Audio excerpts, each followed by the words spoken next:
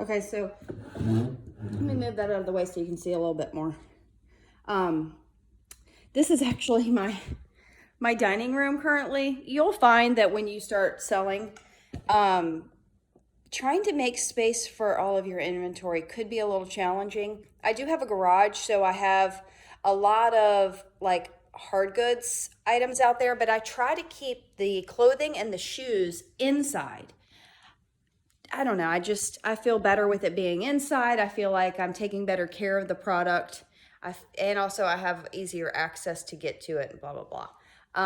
So I actually have the one storage area over there, which it doesn't look as neat and clean as I'd like it, but it's because that's fairly new to being in that area. And yeah, it is what it is. But while I'm showing you that view, let me show you this really sweet vintage nightgown. And that's the thing. You've got to choose what you want to get into. Are you going to do all shoes? Are you going to do all clothes? Are you going to do a mixture of all kinds of things? That's what I do. If I see value, I'm going to pick it up. I'm going to give it a try. I don't mind investing. For example, what I'm about to show you, it was $8.99 at my local Goodwill store. And the thing I like about going to Goodwill in my area, I know that some areas they offer like a membership for the year, and you get a discount when you spend a certain amount. But unfortunately, my area is not like that. We have stamp cards, and so once you spend over $15 or $15 or more, you get a stamp on your card. Once you get 4 stamps, you get 20% off your next purchase. So the good thing about when I actually just picked this up yesterday, I was able to get that, and I bought and I already actually photographed it and listed it and packaged it up last night. A really nice Jordan, what was it? Air Jordan flight crew neck sweatshirt with like a red elephant print, not elephants, but they call it like an elephant print with the pattern on the shirt. I'll show you through the package that I put it in, but check out this nightgown. Yeah, I know. It's a double layer. And see, it's a double layer. This kind of goes over the top and has a little button on the front. And the name, just to be on the lookout, because it's good for y'all to start learning these brands too. This is kind of one of those things. It could be a great sell or it could be a mediocre sell. It's Janelle of California. I don't know if you can see that. Janelle of California. And this is made from nylon. But when I check the comps, if it's something I'm not really familiar with, I'll pull the brand up and check it on my eBay app on my phone. And when I checked it, they were all over the place. Some of them were selling for $10, but just for the single piece. But the ones that had this, which is called like the Pinot Noir, I'm not sure how to say it, Pegnoir, I believe. I think it's called Pinot Noir, which is apparently the top covering piece of the garment. Now, how I'm going to list that, remember, keywords in your title are going to be important. Let me put this down because like I said, I'm still newbie. I'm using my phone to do this. We'll see how this progresses as we go along. It's going to be really fun to see my journey and how things change as I go. But keywords in your title, you want to make sure, like for this one, I just sell similar, like someone else that has sold it well recently. I'll just do sell similar, and then I'll input my own specific details as far as the garment size, color. Always make sure you go through and remember to change that. That could be a real issue when it comes to selling your item if the actual item does not resemble what's in your description of your item. So just be careful of that, okay? So this one, it said that it could be called I can use the words nightgown. Well, obviously I'm going to use vintage. I'm going to put the name of the designer in the heading, in the title. So I'll put the name of the designer. I'll put that it's vintage. I'll put that it's a nightgown, the Pinot Noir. I'll put the color of it and the size of it. And I feel like there was one other keyword that I was like, oh, that's a good keyword. So just kind of keep that in mind. Look, go into your search bar, type in what it is you're trying to sell, and items similar to yours are going to pull up. Once they pull up, you just kind of scan through them, see if you see your exact one, which is awesome. I love it when that happens. Put a couple maybe detailed words. If you can't find it with the detailed words, take the detailed words off and just start basically with what you've got. Like J. Crew is a great brand. You could just put J. Crew men's sweater and see what pulls up. And then hopefully you'll find the one that you're trying to sell. There's a lot of different ways you can go about searching, and maybe I'll take care of that in another video, kind of go through what I do, how I find my items, like items, so that I know how to price mine competitively with others that are selling. But the most important thing, it's not just what's listed. You need to go up to the top right, or if you're doing it from your phone, where it says filter. And if you go to the filter, you can scroll down and go to where it says solds. And then that way you can compare the sold listings, how often it's selling, what is it selling for, and so on. Anyways, we got off on a tangent on that nightgown, but I did want to show you that piece I picked up because I was super excited about it. I mean, I saw it and I knew money. Not only is it green like money, but it is looking like money to me. Oh, but some of them were selling around $10 and some of them were selling for $175 for this vintage nightgown. I mean, you never know. You never know who's going to pick it up. It could be picked up and be used for a movie. I mean, it's really cool when stuff like that happens, but I have heard about it. So anyways, this is how I'm doing my shoes currently, because as I said, I'm trying to pick up my shoe game a little bit. So I've really been stocking up on shoes. These two that are on top here are just ones that I haven't photographed yet because I did remove the laces. I removed the laces and I wanted to make sure I got them really clean before I put them back in the shoe. I'd already cleaned the shoes. The shoes are in pretty good condition. These were actually my daughter's. They actually belonged to someone else, a friend of mine, and their daughter outgrew them quickly and barely used them. So my daughter used them, and they've got it's like butterfly print on them. They're super cool. And they're Converse All-Star, and they are size 12. So I just got to stick the shoelaces back in there and then they'll be ready to photograph. But this is what I love about pre-boxing my shoes, because remember that pair of shoes I told you that sold? Well, there it is. What I do is I write it on where the shipping label is going to go. And that way it's already ready to go. I really had a feeling that this was going to be a good seller. So that's why I did go ahead and box it. I don't do that for all my shoes, which is why I have all these boxes, and I'll open and show you. But I don't know that I'm going to continue doing it like in these boxes, but this is how I'm doing it for now until I can get a shelving unit that I can stock and store shoes more tightly and efficiently to save space. But I put it on the top, but I also give myself a little code on the end of the box. That way, as I have a whole set of shoes like stacked up, I can just look at the end of it and it kind of gives me a clue to what it is. I know that this is the DC-11. And then if I have multiple DC-11s, well, then all I have to do is pull the DC-11s and I can look right on the top and I can see it's the Rebound High, the multicolor with the blue toe. See, you just kind of give yourself some clues, and this saved me a lot of time. Now I don't have to do anything about boxing. I literally can come over to my computer and I can finish just printing out my labels, sticking them on, and ready to go. Now, if you'll give me just a second, I need some coffee. I'll be right back.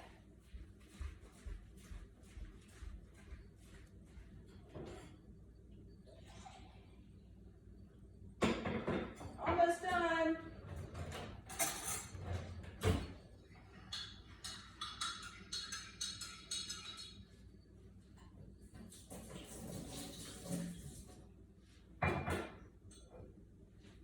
And let me just point out, I'm so excited about my new Ray Dunn cup. You are my sunshine. Oh, I just love this cup. Ray Dunn and it's got the bright yellow interior. The cups are just, they're just so cool, and they're bulky, and I like that it can hold more coffee. That's less times I have to get up and go in there and get me a new pot. I'm in a new cup. Hold on one second. Oh, that's so good. Who loves coffee in the morning? I do. Thank you so much, coffee. Oh, thank you, thank you. And thank y'all for watching my video. If you've stuck around this long, thank you. I appreciate it. I just want to help. I want to share what I've learned. And like I said, I know there's a lot of resellers out there that have a lot of knowledge. And I have to say, I feel like I've learned a lot from them. And I'm excited to be one of those that can help share more of the knowledge. Like most of them say, I mean, there's plenty of room for more resellers. Not to mention, you're always going to have some of your own stuff you want to sell. And it's important to know how to do it and how to find a price that's going to be in comparison to what the market is selling for. 1 second, I got to just turn my printer on. And I have no labels in there. So 1 second. Oh, no momento.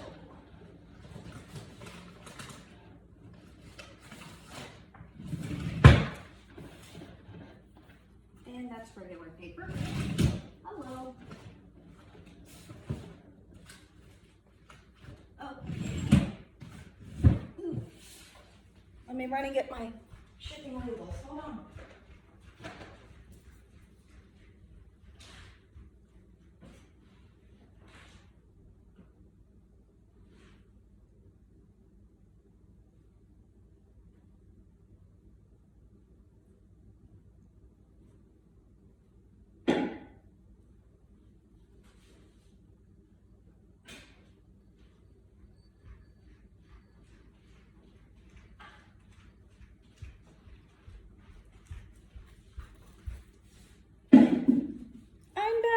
With labels. Just got to figure out which way they go. That way. Load her up. Okay. Next step, shoes. Now, like I said, when I do my, well, I don't think I said this, sorry. When I do my listings, I photograph, list the item details. I put in the price. I put in the shipping information then. Really? Hey, Chinchi. Big good girl, you want to go outside? You want to go outside? Come on. Who is it? Who is it, Chinchi? Go outside. You want to go? See who it is? Go ahead. Go on. Ginger, you want to go outside? No? Okay.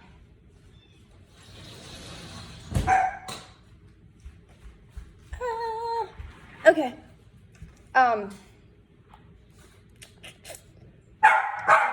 Ginger.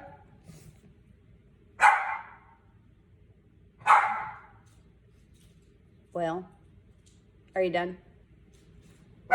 Are you done? I think she's done. Probably not, but as I was saying, I do my shipping measurements right away, which is part of the reason that I put it in the box. I know exactly what the weight's going to be. However, sometimes I do go ahead because my scale's right on my desk, which, by the way, I use this. The reason I like this is because it's got the little arm that comes off if you have a big box. That way you can still see what it's reading. Okay, so that says 2 pounds, 3.9 ounces. So we want to round up. So I actually went a little bit higher. I'm not really sure why. And what I'll do is make sure it was on 0, double check it, and let's just see. 2 pounds, 4 ounces. Okay. So I had 2 pounds, 6 ounces in here. So I'm just going to change that to 4. I know the box dimensions. I'm using the shoe box provided by USPS. If you go to USPS.com, you can get free shipping supplies as far as boxes and the padded flat rate mailers. I use that for a lot of clothing items. And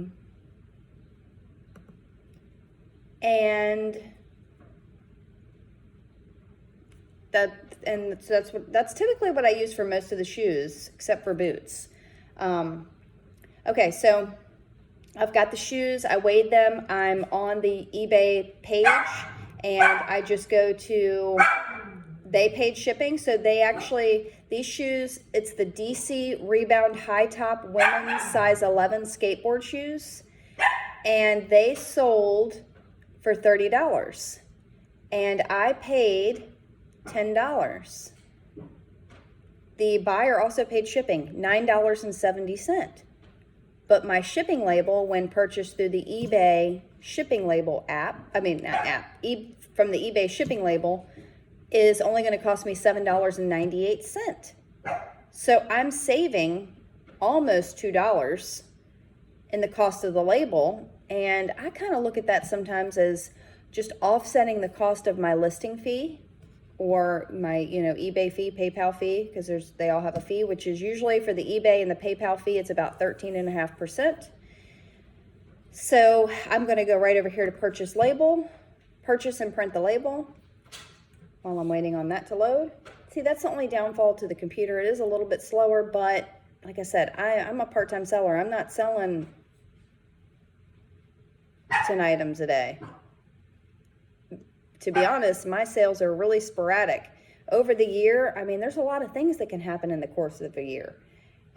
Certain times of the year I'm busier with my regular job than others, and I didn't have as much time to focus on it, and so I really wasn't selling a lot. But like I said, I did recently just push myself. I was only hanging around 100. In the past couple weeks, I've gotten myself up to 150. I think I'm at 152 or 153 listings right now on eBay. I also just started Poshmark 3 weeks ago. I got one sale on Poshmark. I sold a pair of boots, El Naturalista. I don't know if you've ever heard of it. I had never heard of it. All I know is that whenever you're in the thrift store and you see something really random and different, look at it. Check out the name. I was in the shoe section and I saw these boots and they had a really strange rubber bottom. It was like a really weird looking rubber bottom. So I picked them up. They were in excellent condition. Looked like they had never been worn. Didn't have tags, so I did not list them new. I did not list them new without box. I listed them pre-owned. But in my description, I did put that these shoes appear to never have been worn, no signs of wear, no rips or tears. People really like to know that with shoes. If there's rips or tears, it's really important.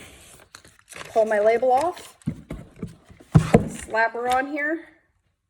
But when I looked that boot up, I was like, oh my goodness, yes. And for some reason, when I got to the counter, the lady thought it was a kid's boot, only charged me $3.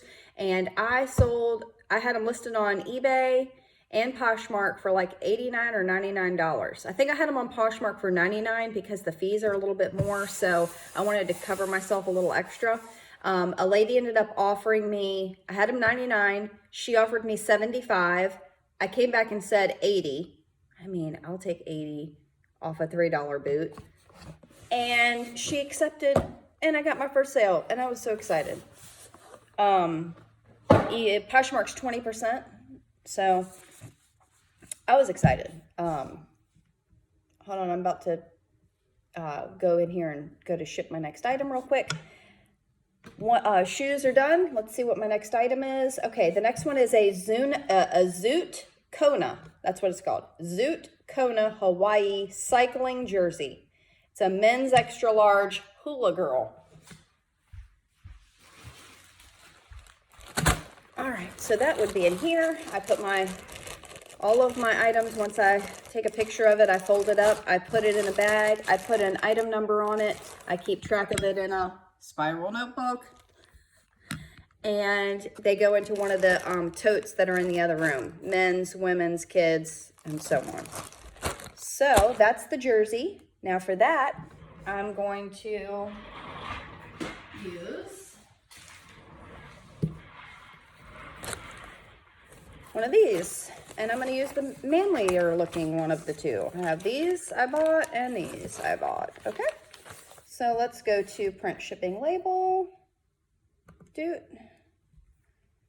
Once you get on a roll and you're not trying to video, it actually goes a little bit faster, but I'm just trying to explain as much as I can. I'm actually going to be quiet for a minute and just kind of knock this out. So give me 1 second.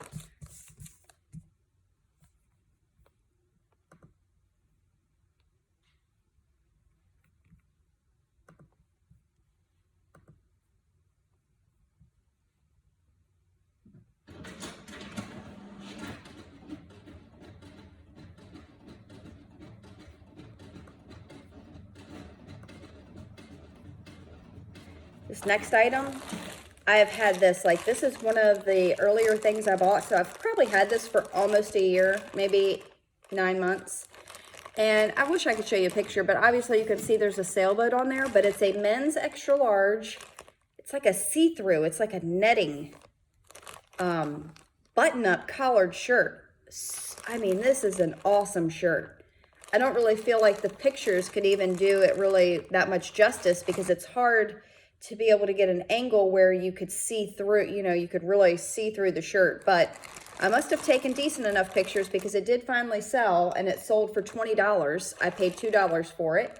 And the buyer also paid $5.35 shipping. My shipping label is going to cost me $3.97. And that weighs 12 ounces. And it's going to New York.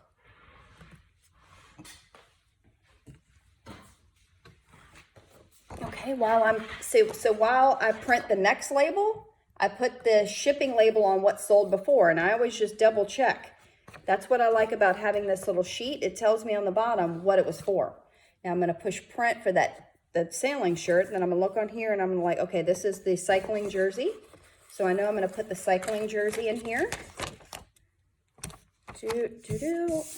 Like that. My label's on. And I'm going to push print on that. I'm going to take that cycling jersey. Cycling jersey's going in the poly mailer, like so. And we take that off, fold it over, seals itself, done. Okay. Next item. We want to put that down so I can put the label on that. What in the world? There must be something going on outside that's really exciting to her. All right. She likes to talk a lot. She's got a lot to say. And we got a new puppy. Her name is Chica. She's a Chihuahua. And our oldest one is Ginger. She's 6. And she's such a sweet baby. She's a snuggler. This one's going to New York, so it's the sailing shirt. But our new puppy Chihuahua, the Chica, we got her in November. So I mean, we've had her for a little while, but still, she's new to us. And she's fitting in pretty well, but to be honest, our dog is pretty jealous. But I'm hoping they'll soon one day get their bonding on and, you know, it'll be all good. Okay. Ship my next item. And that would be the offer up item I was telling you about. So this is a Rebellion.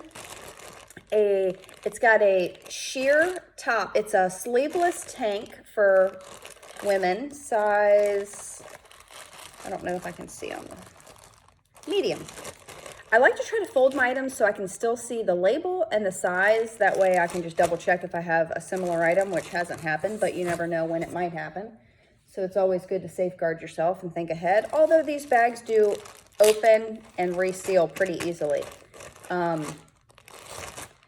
Again, it's got the number on the front telling me what item it was, so I knew where to find it and which bin to go to. Offer up is where I told you is where I bought this. Now, the only thing I don't like about this is going to take me just a minute, extra step, because with offer up, when I print it off, it doesn't do just half a sheet like eBay is set up to do, like my eBay labels are. for some reason when it does offer, when the offer up prints a label, it prints it just over the cut mark. So part of the label is going to be on the other part. So I have to cut it. I have to cut it and tape it on, which, I mean, is okay. At least I don't have to tape the whole thing, but it's still an extra step that one day I do hope to eliminate when I'm putting out, like, you know, 10 or more orders a day, which, you know, seems to be like, once you get over 1,000 listings, they say that usually there's about a 1% sell-through rate. Oh, come on. What's happening here? I know y'all don't want to sit here and watch me have to, This might be one of the longest videos ever, but, you know, maybe you could be listening to it in the background while you're working on, I don't know, photographing your items or something. You know what I think I might do? I think I'm going to leave it on there like that and just tape it, because if I pull it apart, it's going to take off that, it might mess up the scanner, and then I don't want it to end up not going where it's supposed to go. So give me one sec, and I'm just going to tape it on here. That's going to be the best thing to do. Safest thing to do. So we're going to tape it there. I'll just have to tape it all the way across. No big deal. Do it and move on, right? Ooh.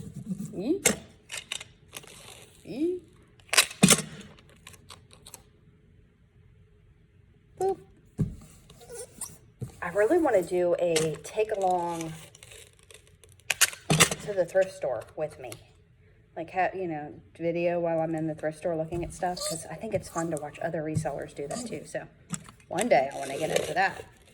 I'm going to have to get my GoPro, figure out how I can like attach it to my purse strap or something, and just let y'all go in there and go shopping with me. It's fun. Now, I do actually have a Goodwill outlet in my area. If y'all aren't familiar with what a Goodwill outlet is, it's like called the bins, and it is awesome and insane, and I don't know, I have a multiple of emotions about it. There's a lot of people, so this time of year I'm kind of like, don't breathe. But yeah, I really like going there too. It's like big bins of stuff, and you just go through, and you have to like stand back behind the line when they bring out a new bin and they say okay, and when they say okay, it's like everybody runs, and you're not supposed to bring your cart down the aisle. You're supposed to have a bag with you so that you could put your stuff in your own bag. Nobody wants a cart in the aisle because you're taking up too much space for everybody to start digging in. It's just like, it's insanely awesome, if that makes any sense. All right, that one's done, and I have one more left. I have this pair of Skechers Shape Up boots. How cool are these, right? Look at those. Skechers Shape Up boots. Bam. Okay, so what we need to do is get a box for these. I don't know if this is going to be able to fit in I don't think that's going to be able to fit in a shoebox. I can't remember if I tried it when I was, because a lot of times when I'm trying to figure out, yeah, there's, because I don't want to have to bend it. So I've got another idea.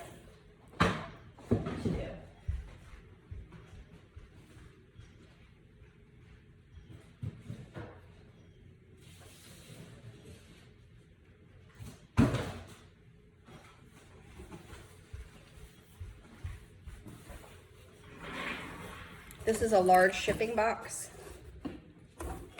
So, like I said, you can get these supplies from USPS. This one is called the large mailing box. It's not a flat rate box. Make sure you're really careful. There's a difference between flat rate and just a mailing box. So make sure that you can use the flat rate, but just remember there's a specific price for the flat rate versus you might be able to get away with it being a little bit cheaper if you just use the mailing box. I think the large flat rate mailing box is like $20, 19 something. Now, it is going to be a little bit cheaper when you, like I said, when you buy from the eBay page, you'll get a shipping discount. But it's still going to charge the buyer a little bit more, which is going to make the total cost of their purchase more. And you want to just try to help your buyer out. You want to try to help them save on shipping as much as possible. All right. Now, look at that. That's what I'm talking about. See how perfectly that fit? That is awesome. Okay. But what I want to do is wrap it up. So I'll be right back.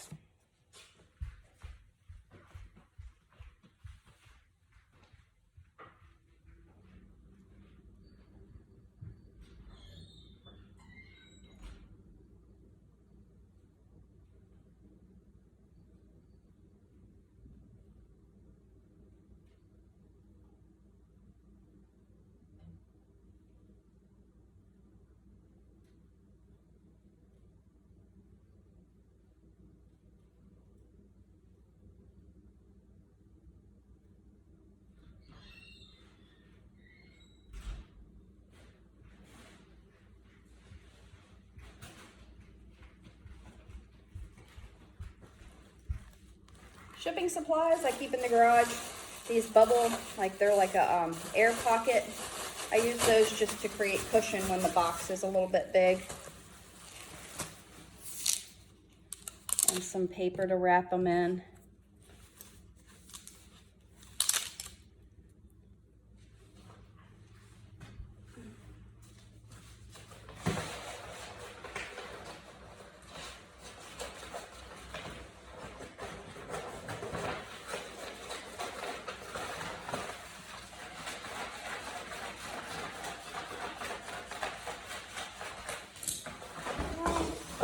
So I will put some of these little air things in the bottom. It'll help protect this leather also. I'll put one of these little papers down there. And I'll put the boot.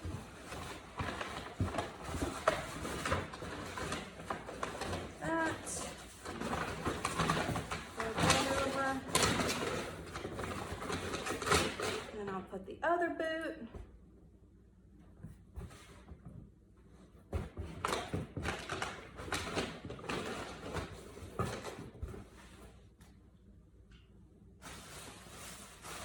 More mailers. Put some more bubbles on the top. And whammo bammo. Done. There's no moving around. I think I'm about to run out of tape also. Make it all the way across. Please say I can. Yay. Thank you for letting me make it all the way across. Okay.